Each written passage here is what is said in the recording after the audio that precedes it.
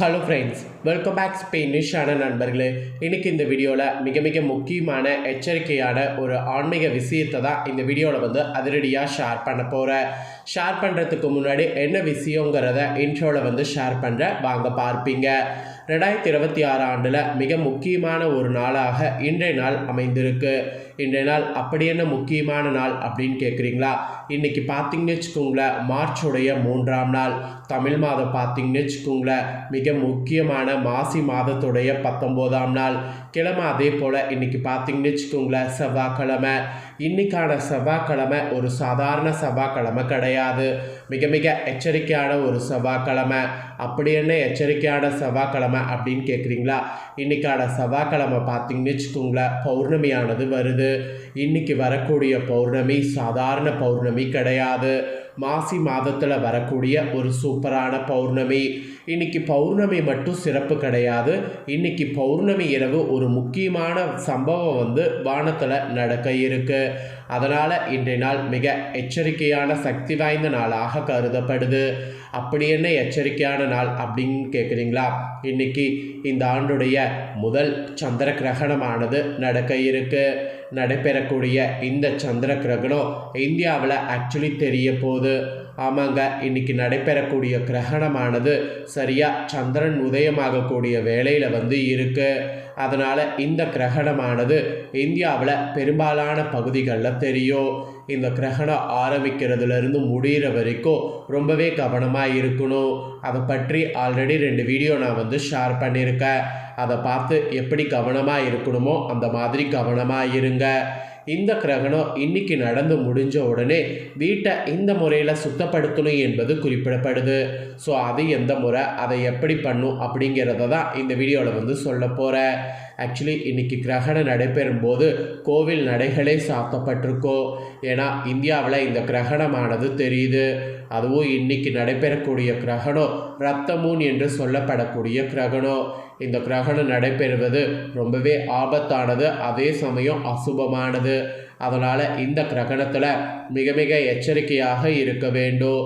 So என்ன மாதிரி எச்சரிக்கையாக இருக்க வேண்டுங்கிறத இப்போ நான் உங்களுக்கு சொல்கிறேன். அதெல்லாம் தெளிவாக இந்த வீடியோவில் தெரிஞ்சுக்குங்க. ஏன் கிரகணம் முடிஞ்சு இதெல்லாம் பண்ணும் அப்படின்னு கேட்பீங்க. கிரகணங்கிறது ஒரு அசுப நிகழ்வுங்க. கிரகணத்தின் போது நிறைய நெகட்டிவ் எனர்ஜி வெளிவரும். அது எல்லாமே நம்ம இருக்கக்கூடிய இடத்துல பதியும். அப்படி பதியும் போது அதில் நம்மளுக்கு உடல் ரீதியாக ஆபத்து ஏற்படும், அதோடு மன ரீதியாகவும் ஆபத்து ஏற்படும். ஸோ மன ரீதியாக உடல் ரீதியாக ஆபத்து ஏற்படாமல் இருக்க சில விஷயங்களை கடைபிடிக்கணும்.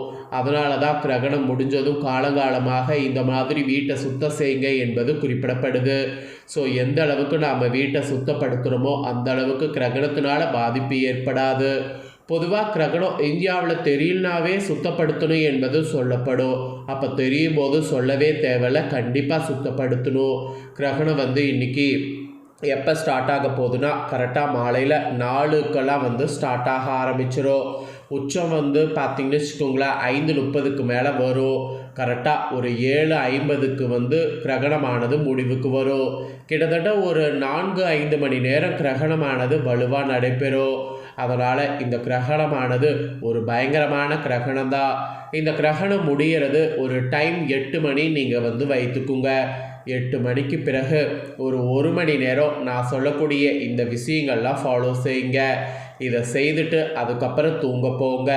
இன்றைக்கி ஒரு நாள் கிரகணத்துக்காக இந்த சில விஷயங்களை ஃபாலோ பண்ணுங்கள். இது நீங்கள் நினைக்கிற மாதிரி ரொம்ப கஷ்டமாலாம் இருக்காது, ரொம்ப ஈஸியாக இருக்கும். இதை நீங்கள் செய்கிறதுனால உடனடியாக உங்களுக்கு தீர்வு கிடைக்கும். இதை நீங்கள் நம்பிக்கையோடு செய்யணும், அது மட்டும்தான் ரொம்ப முக்கியம். இதை நீங்கள் செய்யும்போது உங்களுக்குள்ளேயே ஒரு கான்ஃபிடென்ட் லெவல் உருவாகும். ஸோ இதை செய்கிறதுனால கிரகணத்தினால எந்த ஒரு விளைவும் உங்களை பின்தொடராது அப்படிங்கிறத முழுசாக நீங்கள் நம்பலாம். ஸோ நம்பிக்கையோடு இந்த ஒரு சில விஷயங்களை ஃபாலோ பண்ணுங்கள். சரி, இப்போ என்ன பண்ணும் அப்படிங்கிறத வாங்க பார்க்கலாம். இது ஒரு சில இது மாதிரி சொல்லப்படும், அதாவது சைக்கிள் மாதிரி இதை பண்ணும் அப்படின்னு சொல்லப்படும். அதனால் சைக்கிளை தெளிவாக நோட் பண்ணிக்குங்க. சந்திர கிரகணம் முடிந்தது, இப்படி வீட்டம் சுத்தம் செய்யணும் அப்படிங்கிறது தர்ம சாஸ்திரத்திலே கூறப்பட்டிருக்கு. அதை தான் இந்த வீடியோவில் உங்களுக்கு சொல்ல போகிறேன். சரி வாங்க, என்ன ஏது அப்படிங்கிறத அதிரடியாக இந்த வீடியோவில் பார்க்கலாம். ஸோ கிரகணம் முடிந்த பின்னர் வீட்டை இப்படி சுத்தம் செய்ய வேண்டும், அபாயத்திலிருந்து இப்படி தப்பிப்பது கண்டிப்பாக நமக்கு வேண்டும். இதுதான் சாஸ்திரமே சொல்கிறது.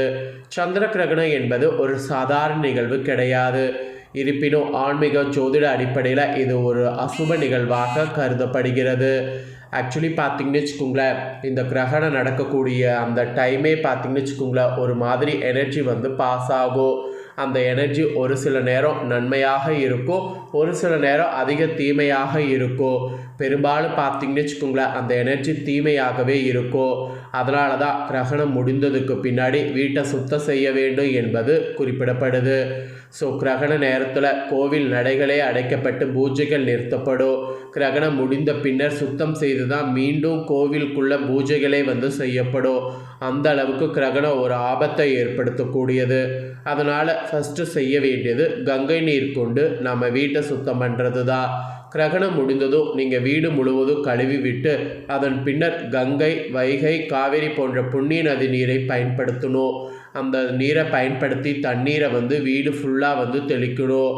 அப்புறம் உங்களுக்கு இந்த தண்ணீர் கிடைக்கல அப்படிங்கிற பட்சத்தில் கற்பூரம் கலந்த தண்ணீரை வந்து கங்கை நீராக எடுத்து அதை கிரகணம் முடிஞ்சதுக்கு பின்னாடி வீட்டில் ஏற்படக்கூடிய மோசமான விஷயங்களையும் விளைவுகளையும் நீக்கிவிட பயன்படுத்துங்க. ஆக்சுவலி இந்த தண்ணீருக்கு எதிர்மறை ஆற்றலை நீக்கக்கூடிய சக்தி இருக்குது. அதனால் இந்த தண்ணீரை வந்து பயன்படுத்துங்க. ஒருவேளை இந்த தண்ணீர் உங்களுக்கு பயன்படுத்துறது கஷ்டம் அப்படின்னா இந்த தண்ணீரை பயன்படுத்துங்க. எலுமிச்சம் மற்றும் கல்லுப்பு இதை ரெண்டையும் வைத்து நீங்கள் தண்ணீர் வந்து ரெடி பண்ணி பயன்படுத்தலாம். கிரகணம் முடிந்த பின்னர் வீட்டை சுத்தம் செய்யக்கூடிய அந்த நீரில் எலுமிச்சை பழத்துடைய சாறு, உப்பு இந்த இதை வந்து சேர்த்து நல்லா கலந்து அந்த நீரை பயன்படுத்தி துடைக்கணும். இதனால் வீட்டில் இருக்கக்கூடிய நச்சுக்கள், கெட்ட சக்திகள் எல்லாமே வந்து நீங்கும். அதோடு வீடே ஒரு நல்ல மனமும் குளிர்ச்சியும் உண்டாகும். அதன் பின்னர் வீட்டில் தீப தூபம் காட்டுவது நல்லது. ஸோ எலுமிச்சை மற்றும் கல்லுப்பு கண்டிப்பாக பயன்படுத்துங்க. கங்கை நீர் பயன்படுத்தினா இது பயன்படுத்த தேவையில்லை, கங்கை நீர் பயன்படுத்தலைன்னா இது பயன்படுத்துங்க. அப்புறம் பஞ்சகாவியம் என்று சொல்லப்படக்கூடிய இந்த பஞ்சகாவியத்தை வைத்து விளக்கு ரெடி பண்ணணும். கிரகணம் முடிந்த பின்னர் நன்றாக வீடெல்லாம் சுத்தம் பண்ணதுக்கு பின்னாடி நீங்களும் தலைக்கு குளித்திருங்க. அப்புறம் பஞ்சகாவியம் எனப்படக்கூடிய பால், தயிர், நெய், பசுவின் கோமியம், சாணம் ஆகியவை கலந்து வீட்டில் இருக்கக்கூடிய அறைகளில் எல்லா மூலைகள்லேயும் படுக்கை புல்வெளிகளில் தெளிங்க. இந்த கலவை உங்களுடைய வீட்டில் இருக்கக்கூடிய அனைத்து தீய சக்திகளையும் நீக்கக்கூடிய தன்மை கொண்ட அற்புதமானது. அதனால் இதை தெளிக்க மறக்காதீங்க. இது நாட்டு மருந்து கடைகளில் கேட்டிங்கன்னா கிடைக்கும். இப்போ கூட நீங்கள் போய் வாங்கிட்டு வந்து இன்றைக்கி இரவு பயன்படுத்தலாம். அதுக்கப்புறமா சிவப்பு துணி வைத்து ஒரு பரிகாரம் செய்யணும். ஒரு சிவப்பு துணியில் எடுத்து 100 கிராம் அரிசி, 100 கிராம் தயிர் ஆகியவை கலந்து அதில் ஒரு தேங்காய் வைத்து உங்கள் வீட்டின் ஈசான்ய மூலையிலிருந்து ஆரம்பித்து வீடு முழுவதும் வந்து சுற்றணும். பின்னர் அந்த சிவப்பு துணியில் உள்ள பொருட்களை ஓடக்கூடிய நீரில் விட்டு விடுங்க. அப்படி இல்லைனா கிணறு, குளம் போன்ற இடங்கள் இருந்தால் அங்கே போட்டுருங்க. இதை நீங்கள் பண்ணுறது வீட்டை சுற்றி ஏற்பட்ட நச்சுக்களை அழிக்கும். அதுக்கப்புறம் மல்லிகை எண்ணெய் கிரகணம் முடிந்ததும் உபயோகித்து விளக்கு வைங்க. வீடு முழுவதும் இந்த தீபம் சுடர் விடுவது நல்லது. அதோடு தீப தூபம் காட்டுவது நல்லது. இன்றைக்கி கிரகணம் முடிந்ததுக்கு பின்னாடி இதெல்லாம் ஃபாலோ பண்ணிட்டு தான் நீங்கள் தூங்கவே போடும். ஸோ எந்த அளவுக்கு இதை ஃபாலோ பண்ணுறீங்களோ அந்த அளவுக்கு உங்களுக்கு ரொம்ப நல்லது. ஸோ கிரகணம் முடிந்தோடனே இதெல்லாம் வந்து ஃபாலோ பண்ணுங்கள். ஸோ இன்றைக்கி இந்த வீடியோவில் கிரகணம் நடக்கிறதுனால எப்படியெல்லாம் வீட்டை சுத்தம் பண்ணணும் அப்படிங்கிறத தெளிவாக இந்த வீடியோவில் வந்து ஷேர் பண்ணது ரொம்ப யூஸ்ஃபுல்லாக இருந்திருக்குன்னு சொல்லி நான் நம்புகிறேன்.